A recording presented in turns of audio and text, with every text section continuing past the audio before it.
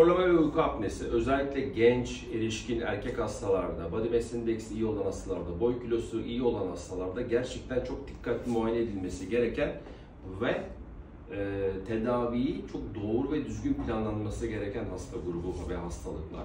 Şimdi hastamızı flexible endoskopik muayene yapacağız. Deviyasyonu var, burunda bir problem var, eyvallah. Bununla ilgili bir sıkıntı yok ama nazofarenksinde bir şey gördüm genizinde.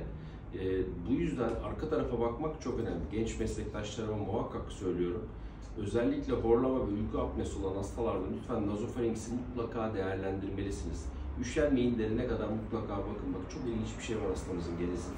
Nazofarenkse doğru ilerliyorum. Sağ nazal kavitedeyim. Sağ nazal pasajdayım yani. Şimdi ben burada ne gördüm? Biraz önce sıfır endoskopla, rigid endoskopla daha güzel gözüküyor. Şurada bir tane muhtemelen bir Tornwald kisti var.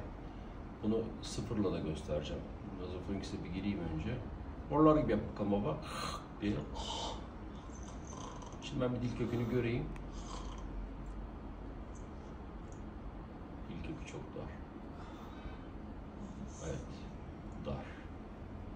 Ama rigid endoskopa daha iyi gözüküyor nazofarenks'teki minik kist. Bak şurada. Yutkum bakalım.